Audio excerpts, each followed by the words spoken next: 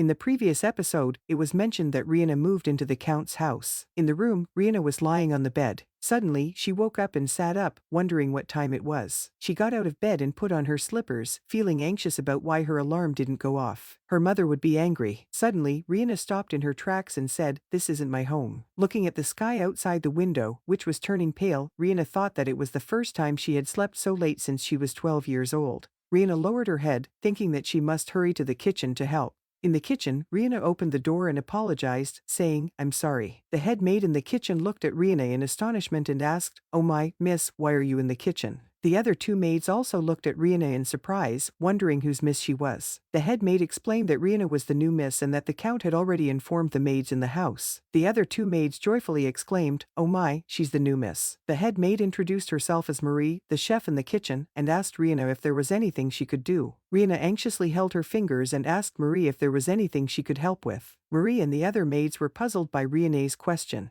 Excitedly, Rihanna introduced herself, saying that she was good at making bread, stewing soup, and, oh, she was also good at cleaning. Marie sighed and looked at Rihanna, telling her that there was no need for the miss to help. Rihanna looked a bit disappointed as she realized that if she didn't do anything, she would surely be kicked out of the Count's house. That was definitely not an option. Rihanna noticed an apron hanging on the wall and quickly ran to take it down. Then she turned around and ran out, not forgetting to tell Marie that she would find something to do. Marie chased after her, while the other maids stayed behind, discussing how cute Miss Rihanna was. Ignoring Marie's attempts to stop her, Rihanna prepared a large table of breakfast. At the dining table, the Count was already seated, while Rihanna stood outside the table, waiting for everyone to take their seats. The Count asked Rihanna why she was still standing, and Felix pulled out a chair for Rihanna to sit down. Shyly, Rihanna responded, "Ah, yes." Blushing, Felix asked Rihanna if she preferred milk or tea. Rihanna replied, "Milk." Blushing, Felix responded with okay. Rihanna looked at Felix's face and her heart started pounding. She thanked him. The Count, Alex, looked at the two of them speechlessly, still chewing his food. Suddenly, Alex looked at the food and asked, "What is this?" Nervously, Rihanna explained that she had prepared all the food herself and it was okay if they didn't want to eat it. Upon hearing that Rihanna had cooked the food, Alex and his son started a frenzy of competing for the food,